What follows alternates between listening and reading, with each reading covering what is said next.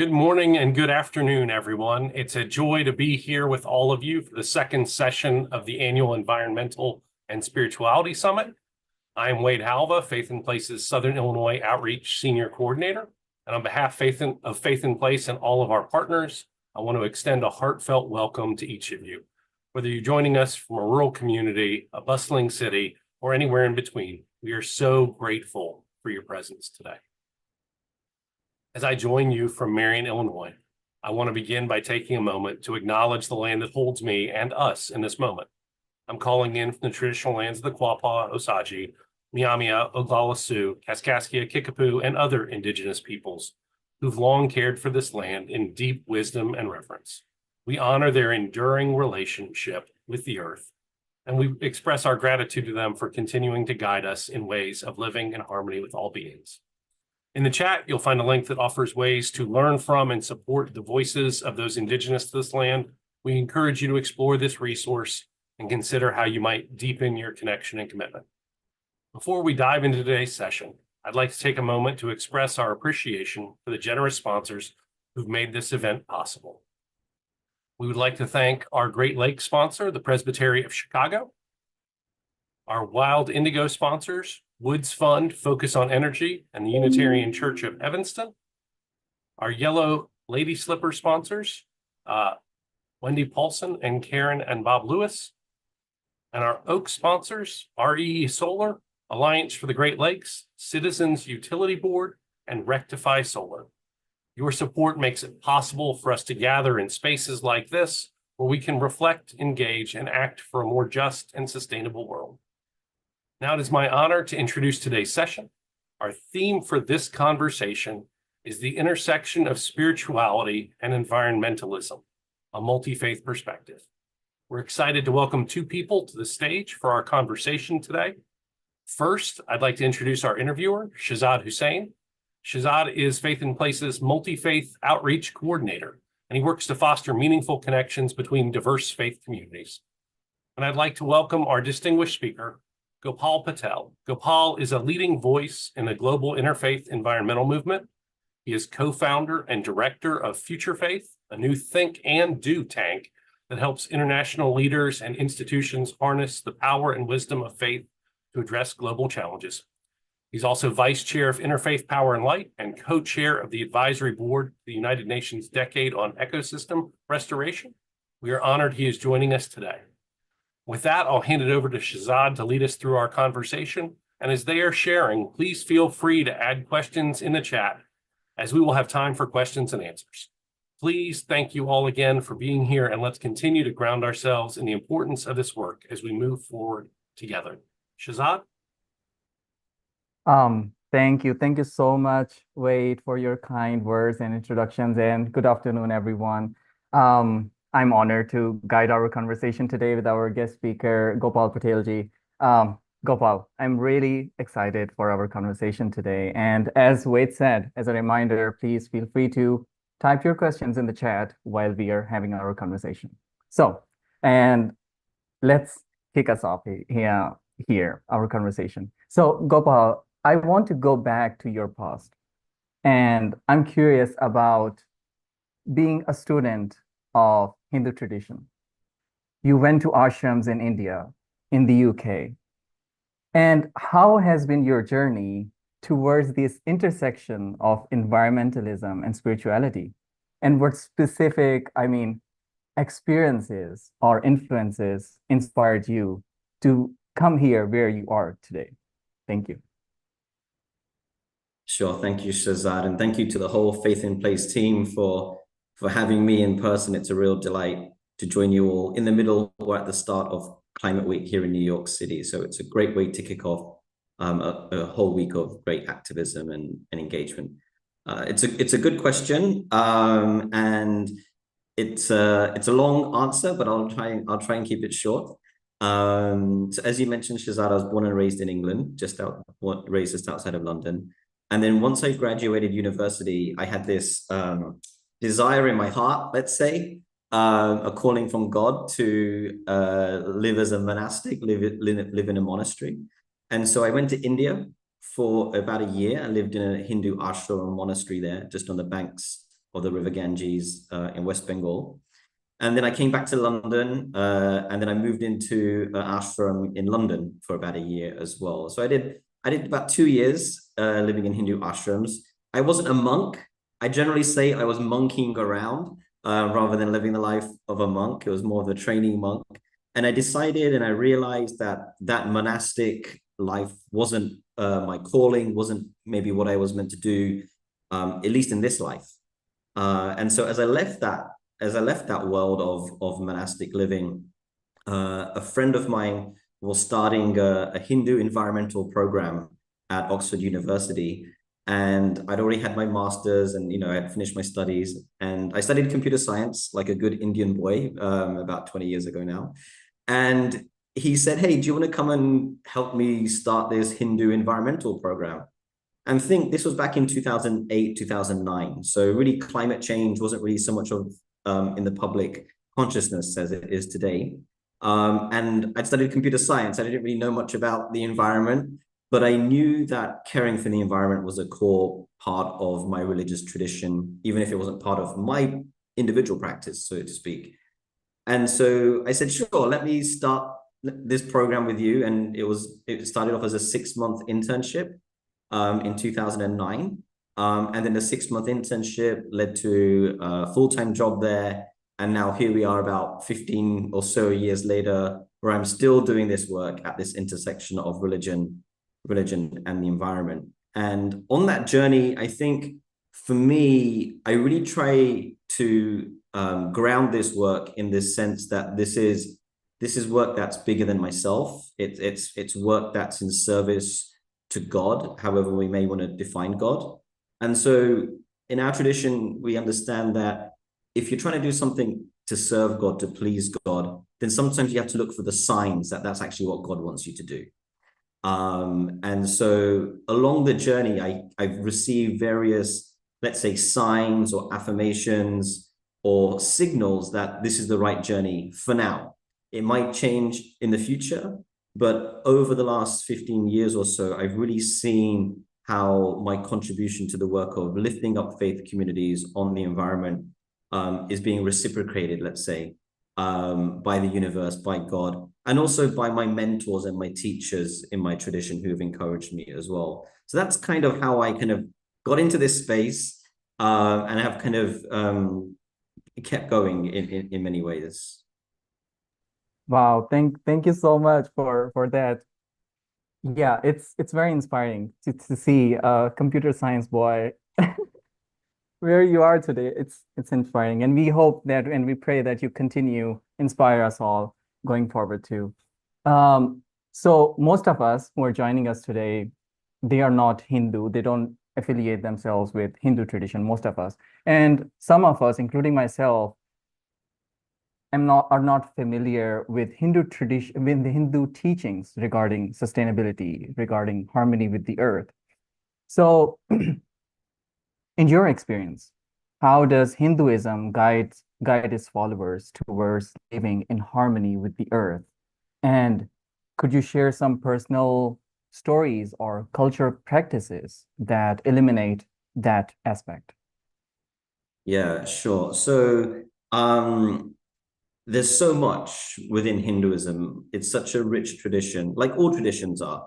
It's such a rich tradition around the understanding of what our relationship should be with the natural world. And at the same time, there's no singular vision of what it should be. There are some big ideas within Hinduism, and different traditions within Hinduism kind of interpret them in different ways. Because in many ways, Hinduism is not one religion, but it's actually a family of religions. And you can believe in one God, you can believe in many gods, you can believe in no gods and still be considered a Hindu. It's such a diverse and broad tradition, family of traditions. But I'll share some kind of big ideas that Hinduism has, and then like some specific practices if that's helpful. So if we step back, the first big idea that Hinduism offers in there, and it has many sacred books, but one of the biggest ideas it starts off with is that there's this understanding that there's a universal order and a universal balance in the universe. And in Sanskrit, the word is Ritta, R-T-A, Ritta. And it said that everything is in order, everything is in balance. And if we look at the natural world, the natural world operates with an equilibrium. There's a balance there. That's why nature is able to mostly thrive when humans don't interact with nature, let's say. So there's a general order and balance to the natural world. And the human problem is that when humans enter the picture, we kind of cause a lot of trouble and we disrupt that balance, we disrupt that order, we take from nature more than we should, we exploit and so on.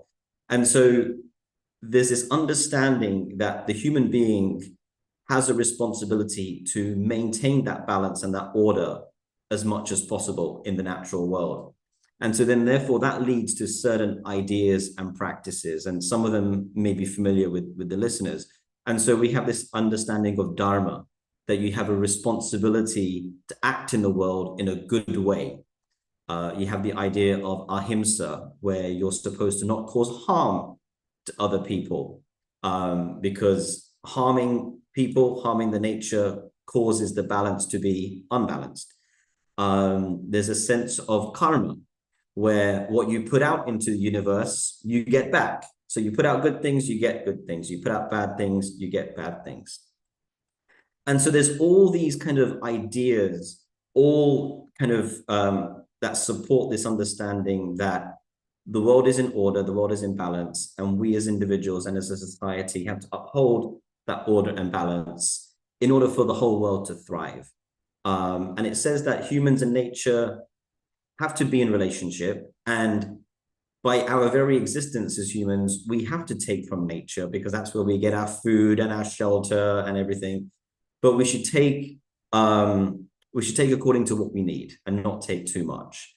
And we should take with the understanding that we have to also give back and care for the natural world as well. So it talks a lot about what that right relationship should be. So that's kind of like one way that Hindus would think about their relationship with the natural world. And then the other way is that nature is sacred. Nature is divine. And again, Hindus will think of this in different ways. But for example, nature is considered a manifestation of God. Nature is considered to be God, him or herself.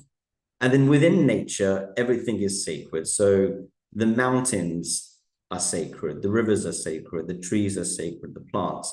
And sacred in the sense that they've been created by God, but also different gods manifest themselves in these natural elements. So if we take the river Ganges or the river Ganga, for example, in India, which is very famous as a sacred river, it's sacred because Ganga is actually a female goddess who lives in heaven or the spiritual realm, as we would say. And when she comes to this earth, she takes the form of a river.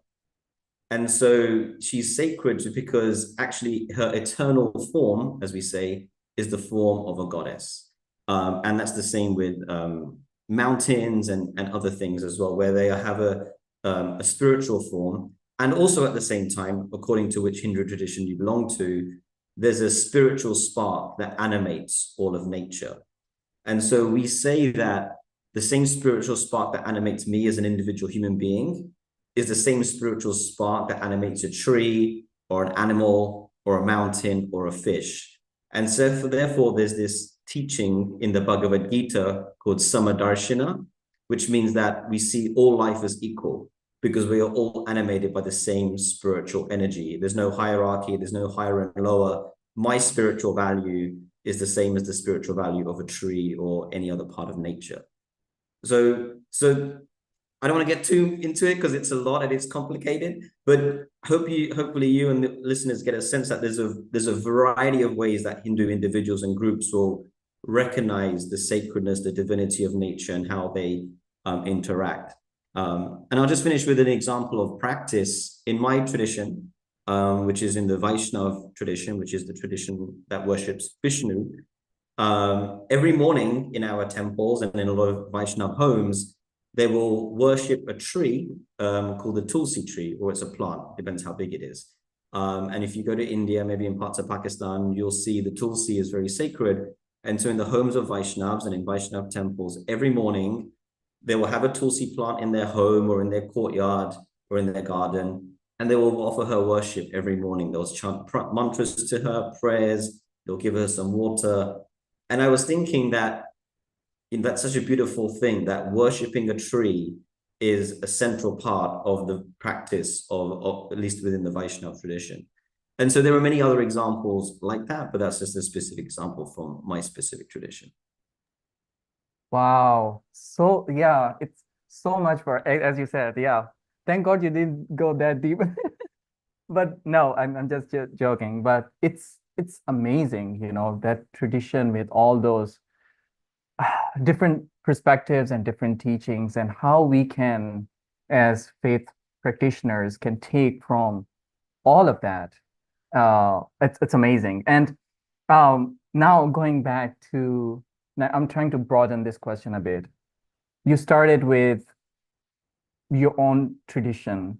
You learned about your own faith tradition. You kind of went into this intersection of Hinduism and environmentalism. And then you didn't stop there.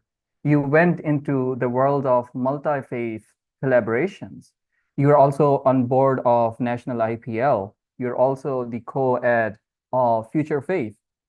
So, given your extensive work with multi-faith communities, what distinct perspectives do you think that these collaborations bring forth for ecological challenges? And could you share some particular examples that demonstrate the power of these collaborations for us all?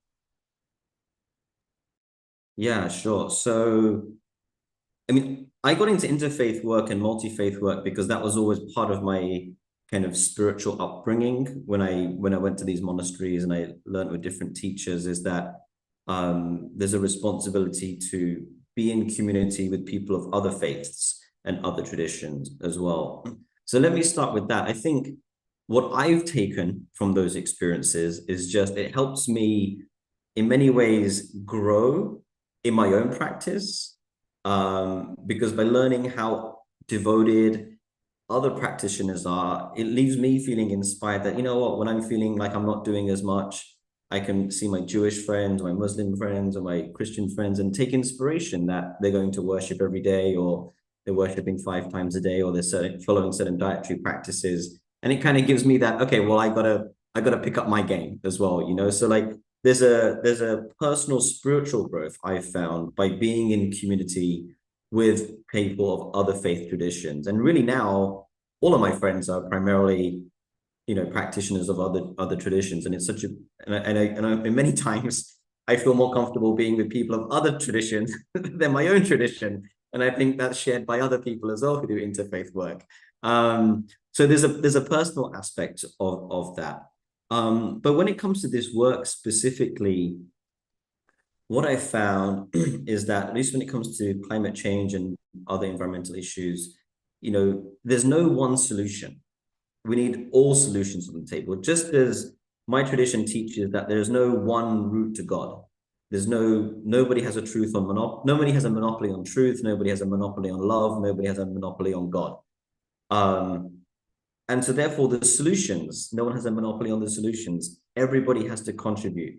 And each faith tradition needs to be at the table to provide their own insights and expertise. And so I think of an example of, well, I can give you a couple. So,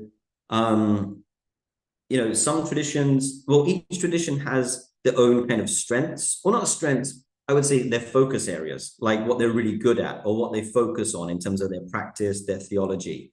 So, for example, in the Dharmic faiths, like there's a real emphasis amongst Hindus and Buddhists and you know, and other traditions from Asia around like the connection between the inner and outer ecology. Like you have to tend to the ecology of the heart if you want to tend to the ecology of the world, and they both have to be in alignment. Like if we harbor greed in ourselves, then we're going to manifest greed in the world. If we harbor a consciousness of exploitation within our heart, we're going to exploit others and the planet. And so that's really something that the Eastern traditions take really, really seriously, like that meditation, contemplative practice. Not to say it's not there in other faiths, but the Eastern traditions have a real sense of that alignment between the inner and the outer. And then if you look at this is my experience, if you look at the Abrahamic or the Western faiths, there's such a focus on lifting up the marginalized, on justice, which is great because like we live in a world which is so unequal. We live in a world where there are so many peoples left on the margins that don't have a way to contribute to global challenges. And so that focus on justice and the poor and the vulnerable and the marginalized, like that's something I've really got to appreciate by working with people from Abrahamic traditions, because it's not so pronounced within Hinduism. It's there, but Hinduism has focuses on some other things. Each tradition has everything, again, but some focus more on things than others. And so what I found is when you're doing these interfaith collaborations on advocacy or activism campaigns, that you need all of those perspectives on the table, because we live in a multicultural world, and like a Christian approach to something will only necessarily appeal to the Christians, and a Hindu approach will only appeal to the Hindus, and maybe you get some others, but you have to find a way like it can all come together. And like I love to give the example of a tree. So I write a lot of multi-faith statements and do a lot of multi-faith advocacy on environmental issues. And people ask me, isn't it hard? And I'm like, you just have to know how to explain it. And so like, if you take the example of a tree, and you want to say that you have to protect the tree because the tree is sacred. Now that's obvious. I think most people would agree that trees are sacred. But then the question comes, why is a tree sacred? And therefore, this is what I love. The beauty of it is that different faiths will say a tree is sacred for different reasons, but they'll all agree it's sacred, right? So from my perspective, a tree is sacred because, going back to my earlier answer, the spiritual spark that animates me also animates that tree. And so that tree has a right to life just as I do. And that's why I consider the tree sacred. Now, somebody from another faith may say the tree is sacred because God created the tree, right? And that's a valid reason. And so it doesn't matter it doesn't matter how you get there. The point is that you get there. The tree is sacred. Religion X says this, religion Y says that, but we both agree, let's not cut down that tree, or let's protect trees or plant trees. And so that's what I love about this work, is that the insights you can get from other traditions enrich yourself, but also enrich the activism and the advocacy, because we need to be reaching out to so many people as possible. And each religion has like an insight into truth, an insight into the human psyche and the nature of reality that we need to be able to put out into the public square in order for others to kind of get involved. Yeah. That question was a two-parter. Do you want me to go to like some examples of that, or? Yeah. I think I'll give you some very current examples of where this work has really come together. About a couple of years ago, I'd been working pretty historically, most of my career on climate change specifically. And I was there in Paris for the climate agreement and so on. But a couple of years ago, what I realized, well, now it's like 4 years ago, so time goes. About 4 or 5 years ago, what I realized is a lot of the global faith advocacy was around climate change specifically. And there were other environmental issues that weren't getting the same level of attention from faith groups, at least at the global level. And so what myself and a couple of colleagues from other faith groups and with the support of some conservation organizations did, we started building coalitions and advocacy around biodiversity and ecosystem restoration.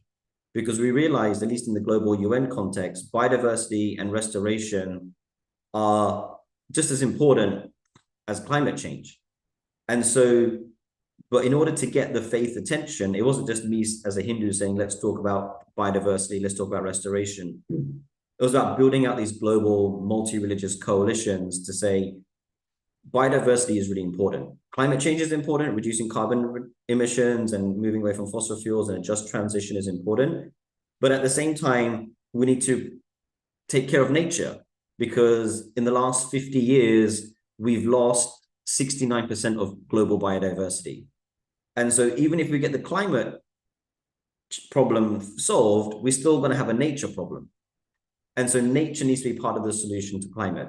And then when it comes to land and desertification and ecosystem restoration, I think, I don't know the stats, so I won't say it, but significant parts of the world are deforested, drought-stricken, marine ecosystems are under threat. And so there's a whole body of work that needs to take place around restoring land, restoring ecosystems. And again, they're part of the climate solution and vice versa. So over the last couple of years, I've really, in many ways, stepped back from the climate agenda specifically and put my energy into building coalitions around biodiversity and restoration to be in conversation with the climate agenda so that all of those issues are spoken about together. And that's only been possible by building out multi-religious coalitions to say all these issues are deeply interconnected and equally important as each other. So that's where the multi-faith kind of like activism advocacy is really coming to, because we really raised the profile of issues outside of climate in ways that haven't really been seen before at the kind of global UN level. Amazing, amazing. Wow, that's a lot of amazing insights that are really helpful. I love the analogy of a tree. Amazing. Now today, a number of our audience are joining from different parts of the US, different parts of the world. And just to talk on a practical level, given your, all these examples, all these experiences of being in a multi-faith and doing all these multi-faith collaborations and getting the results, the desired results that we want, what lessons can we learn? I'm in Midwest. Someone else would be joining from other part of the world that could encourage kind of similar faith collaborations in their region too. Yeah, it's a good question. Well, I would push back a little bit on the premise if I can, because again, going back to different faiths have different ways of approaching how you live in the world. Very much a Hindu way of approaching the world is that you don't work for the goal, you don't work for the outcome. So in the Bhagavad Gita, which is one of the central Hindu texts, it is taught that you have a right to perform your action, but you don't have a right to the fruits of that action. And so, definitely that's something I try to do, and I know others do. And again, it's not just in the Hindu faith, but it's that all I can control is my intention, my energy, my consciousness that I put into the work. I can't control what comes out. That I have to believe is in the hands of a greater being or, just out of my hands. And so, yes, we're working towards a goal per se, but it's not. But actually what the focus is what am I putting into this? Because Hinduism really teaches is like the consciousness that you put into an effort will be the consciousness of the result. So if you're going into some kind of activism, advocacy work with like antagonistic attitudes towards others, or like blaming others or putting other people down or thinking you're better than other people, like that's the energy you're putting in. That'll be the energy that forms the foundation of your solution. And that means that solution won't be long-lasting, it'll be temporary, and it'll be riddled with problems because you're going into it in a problematic way. And so what you put in is exactly what you put out. And so I think that's something that I try to do for myself and encourage others. It's like, let's do this in the right way so we get the right outcome. So I think that's something that everyone can do. And then I think it's also really important in this moment where people are overwhelmed, burnt out, is, again, another idea that comes from my tradition is that everybody has a contribution to make. And in Hinduism, we call it seva, sacred service. Everybody has a contribution. And I think part of the challenge is that we kind of have, I'll give an example because I live in America, but obviously I'm from England. And at least in the American context, what I find really interesting, and I remember when I first moved here and I was with a colleague from England, so much of the language in faith environmental spaces was around leadership. Everybody has to be a leader. You have to lead. And coming from the English context, you're like, why are they so hung up on leadership? And then once we joked, well, if everyone's a leader, who are you following? Like, who are the followers? And it's really interesting for me being here in America, how much the American narrative of America being the leader on the global stage feeds down to the individual level, where everyone's like, well, you have to be a leader because that's the narrative of what our country is. But I don't think that's the case. Everybody has a contribution to make. And I think that is really important for everyone to discern. And in Hinduism, that's what's known as dharma. What's your own individual contribution? And your contribution, your dharma can change throughout life. So when you're a student, your contribution to the world might be different to when you're a parent, to when you're a grandparent, and, you know, a professional and so on. So I think, you know, everyone has to discern where their contribution is, what their contribution is. And not everyone's is going to look the same, but everyone has to do it with the same intention of trying to contribute to the common and the public good.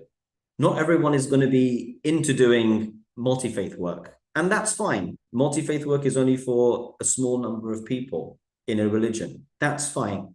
Most people are going to be happy just sitting within their own congregation doing the work. You know, we have to encourage that. But I think really discerning what our intention is, trying to do that with the right heart and the right consciousness, coupled with trying to discern what is my contribution, where can I add value to this. I think for me, like, those are the two things that guide me the most, and I've found it's worked for me so far.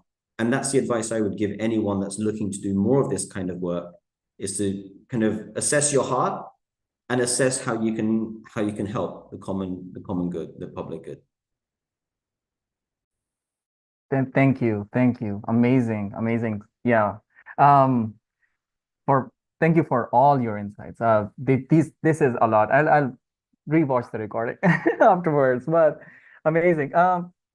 No, so right now, I want to turn the floor over to our audience for questions. So please feel free to, after listening to this amazing discussion with Gopal Patel, you might have a number of questions. So please feel free to, I would highly encourage you to type your questions down in the chat. And I got first question. So it's related to our last question, Gopal.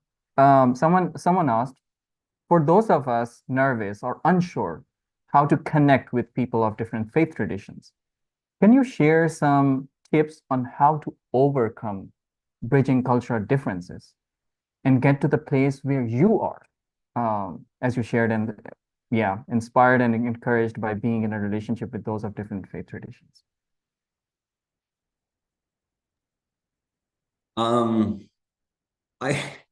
I would start with sharing food. Like, there are many things that we may have differences on, but I think what we can all agree on is food is such a central part of all our traditions. Now, obviously, different faiths have different dietary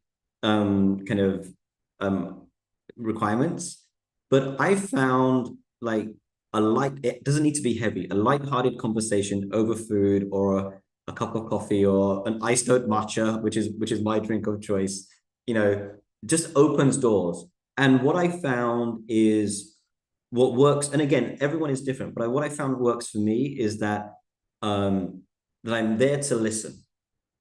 You know, initially when I started doing this kind of interfaith work, I thought I was there to learn. So I thought I was there to share and to kind of like tell the other person what my beliefs were, what my values were. But actually, I've learned it's actually just nicer just to listen. And so many people in the world don't have anyone that listens to them. You know, we have a loneliness epidemic, at least here in the United States.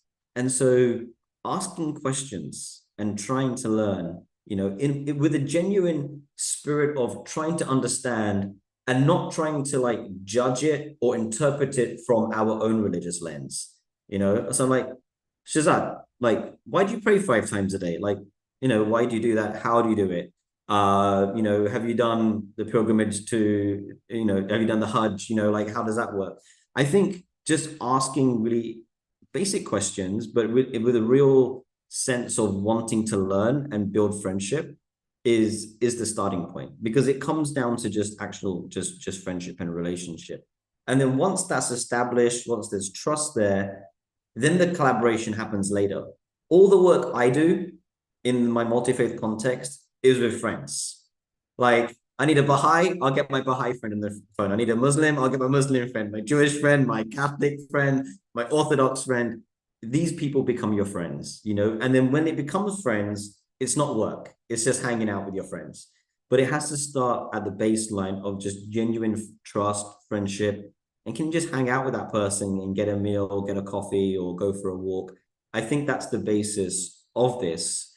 And again, your goal might be to build that multi-faith collaboration, but that's not what you're focused on. You're focused on like the intention that you're putting into the relationship. And if you put that focus on the relationship and the quality of that, you'll naturally get that goal because that's that natural end product. But your energy is going into, how am I caring for this person? How am I showing up for them? How are we just being good friends? And so I think that's the way I've tried to do it. And I think it's a good way to start. Yeah, amazing, amazing. Yeah, I love the food part, by the way. Yeah, anyways, so yesterday we had our keynote session with Lamarod Ovens. And we got a question that we heard from Lamarod Ovens, and we discussed balancing the urgency of climate crisis with grieving the harm that has been done to people and nature. Is grieving a spiritual practice you use, or do you find it empowers our work, or does it take away the energy needed to keep going? It's a good question. How can I answer this? I think, are you asking for myself personally, how I balance that? Is that the question? Yeah, you can give your personal example. You can make it a general idea from Hindu faith, however you want to answer it. Sure. The way I try to do it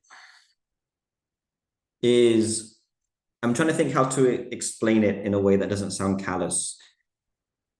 One of the foundational ideas of Hinduism, and largely most Indian dharmic traditions, is that the world is a place of suffering. In the Bhagavad Gita, again, Krishna, who's the speaker of the Gita, he says in Sanskrit, he goes, this world is dukkhalayam shashashvatam, a place of suffering. And so in many ways, that's where I come from in this work, is that we're all suffering. And like, we give an example of, like, if you take your little finger, like, how many ways can you cause harm to your little finger? And how many ways can you cause happiness to your little finger? And you'll find that you can cause harm to your little finger many, many ways. You can cut it, you can scrape it, you can chop it off. But how do you bring happiness to this little guy? There's not really much you can do to make this little guy happy. So suffering is like built into the DNA of the world, and everyone is suffering, and everyone is suffering in different ways for different reasons. And people are suffering in ways that we don't even recognize. Like, we may think, oh, the guy on Wall Street with a nice house, a nice car, he's got it all. But you don't know what kind of inner turmoil challenges he's going through, you know? And then, you know, Shazad, like, we both have our ancestry from Southeast Asia. You go to like the slums or the poorer parts of Pakistan, India, and materially, they look like they don't have anything, but they're like some of the happiest people you'll meet, right? And you're like, and you would think they should be suffering because they don't have running water or food or whatever, and they're wearing old clothes, but they're happy and they're joyful, right? And so, you know, our marker for what happiness is kind of, you know, a bit skewed. So if the basis is suffering, everyone is suffering. Everyone is suffering in different ways, in different times, for different reasons. And so for me, climate change right now and the environmental crisis is just another, let's say, universal instrument to cause suffering amongst people. But the way I understand it from the Hindu perspective is that, you know, there were other ways that people were suffering in the past, and there'll be other ways that people will suffer in the future, because suffering is always going to be there. So what my approach is not so much on the grieving, it's how do I minimize that suffering? Okay, I know climate change is causing suffering. I know it's going to cause more suffering in the future. how do I minimize and try to stop that suffering as much as possible? Recognizing it's kind of like there's that game whack-a-mole, I think that it's called, where like you hit one thing and another thing pops up, you hit it again, but it's like that's kind of part of the reality of the material world from my tradition, that there's always going to be a challenge, there's always going to be a way that people are going to suffer. And right now, climate change is probably the most universal way that there's going to be mass suffering in the world. And how can I contribute to minimize or eliminate that suffering? So that's kind of how I kind of manage that. And again, different traditions will have their different approaches and perspectives, but that's kind of how I try to approach it. Thank you. Thank you for sharing that. Yeah, very meaningful. Again, someone asked, you shared that you don't work for a goal or a specific outcome, but rather care for the attention you put into your work. That is an idea that feels quite different from how many environmental movements are driven. How do you think activism would be different if rooted in that approach versus a goal-centered approach?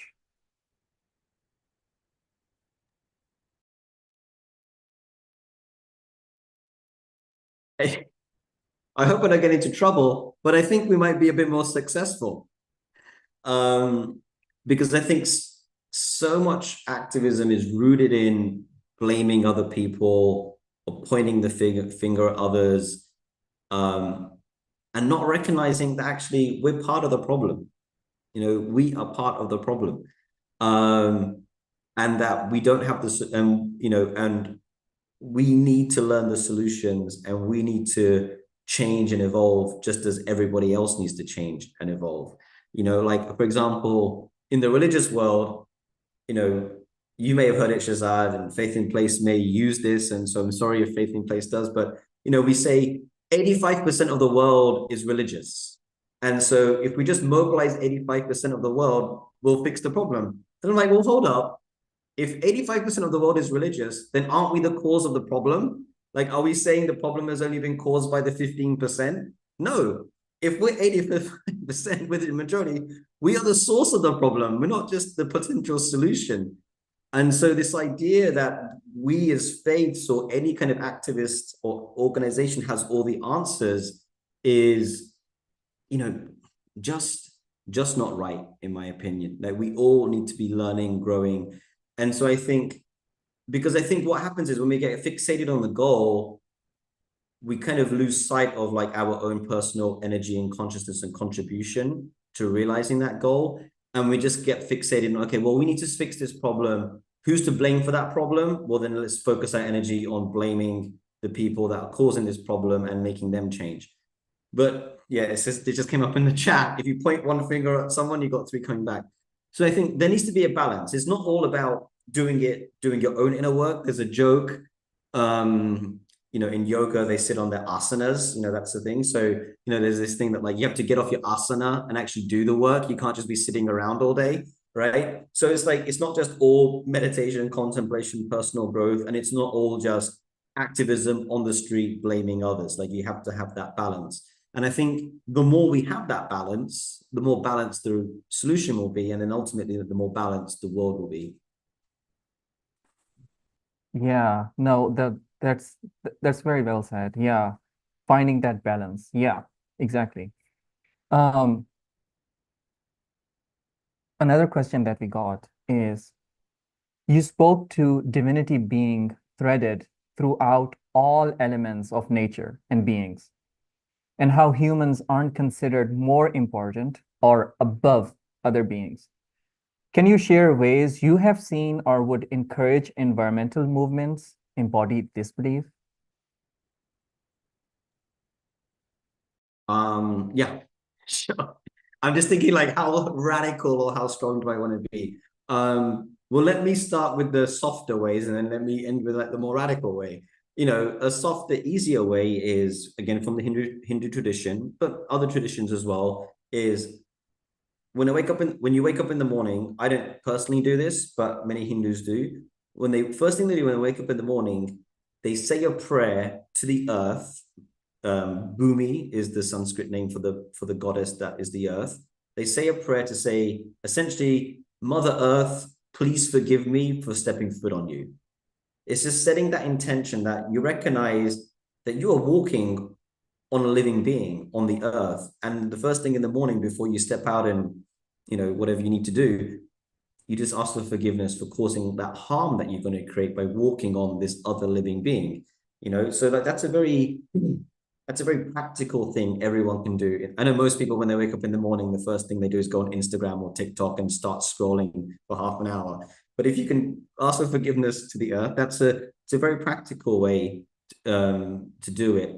I personally, on my home altar, have a small deity icon that represents the earth. And when I offer my worship in the morning, I wave some incense like many Hindus do, and I say some prayers. I pray to the earth. I pray to a representation to the earth, just to set my intention that although I'm praying to Krishna, who is like my ultimate sense of who God is, I'm also praying to the earth as well, recognizing that my work and my life is dependent on the earth.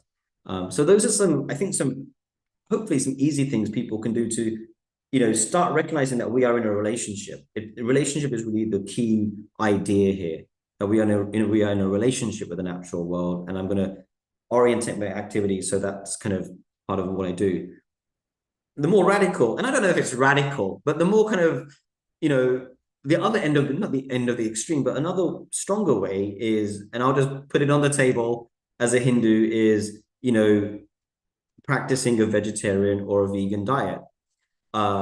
Because within Hinduism and a lot of other faiths, we recognize the divinity that exists in all of life, including animals.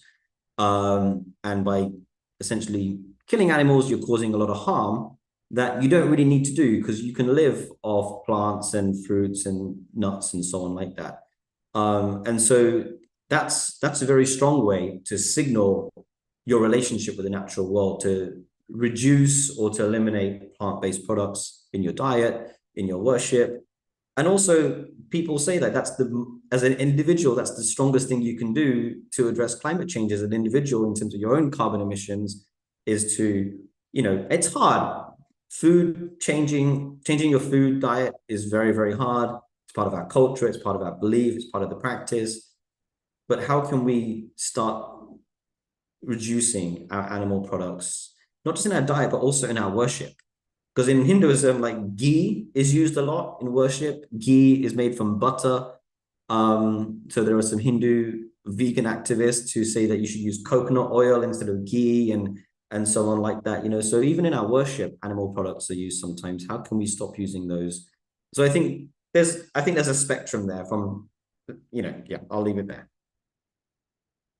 No, Gopal, this is really helpful. I'm glad that you are bringing up those, multiple perspectives here to the table, because, some of us could go to that length, some of us cannot, and it's fine. And you shared the importance of diversity and diverse perspectives.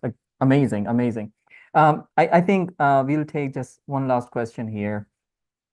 Can you share a little about the specific coalitions that you have created or a part of supporting biodiversity and ecosystem restoration for those on the call interested in supporting this important work? Yes, very, very, very happy to, and happy for my email and contact details to be shared with everyone afterwards if they want to get in touch. So the two coalitions I'm kind of managing right now, the first one is called Faiths for Biodiversity. And we are a global coalition of faith-based organizations that are advocating on biodiversity at the global level, specifically within the context of the UN Convention on Biological Diversity. So it's called the CBD, and their COP. There's a climate COP, but there's a biodiversity COP and a desertification COP.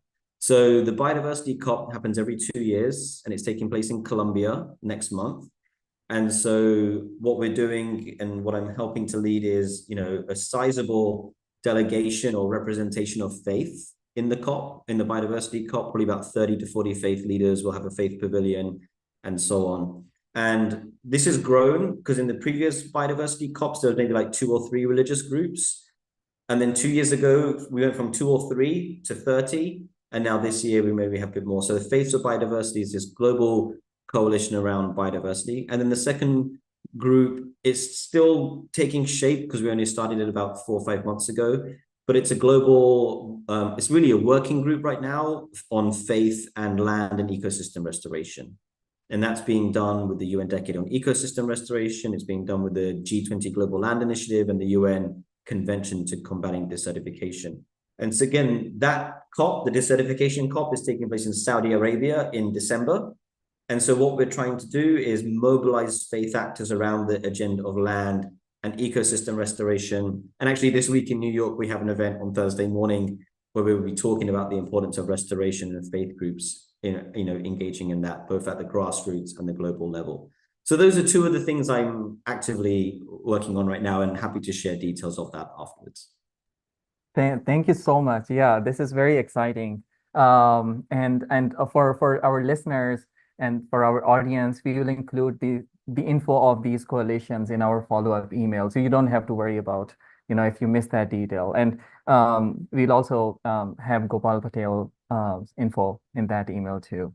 And with that, I think I just want to thank all the audience to share all these asking all these amazing questions, and to you, Gopal Patel ji, for sharing all these amazing insights with all of us. We truly appreciate that.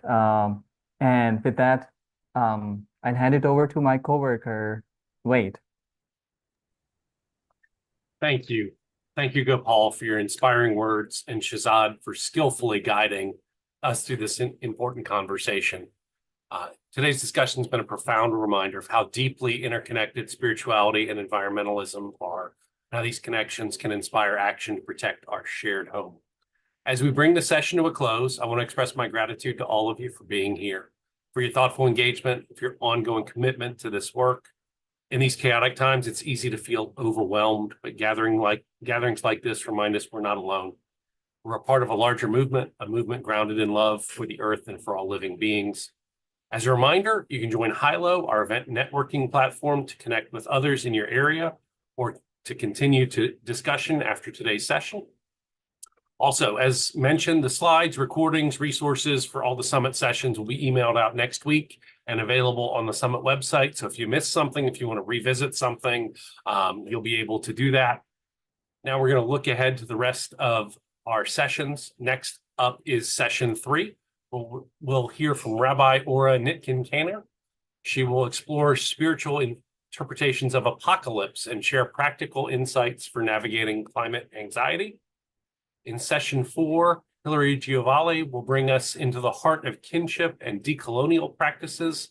And tomorrow, don't miss session 5 with Dr. Melanie Harris, who will guide us through a conversation on eco-womanism, exploring the intersection of race, spirituality, and environmental justice. And then on Thursday, we're excited to offer a bonus session, learn how to get up to $30,000 for tree planting and maintenance. The session will take place on Thursday, September 26th.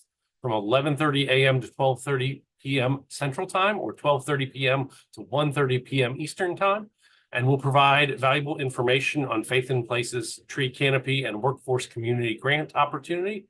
If you're located in Illinois, Indiana, or Wisconsin and represent a house of worship or 501c3 organization in an environmental justice community, join us to learn how to apply for up to $30,000 in funding for tree planting and maintenance projects. We also invite you to complete our summit survey for a chance to win a $50 gift card after you join the last session you're able to be a part of.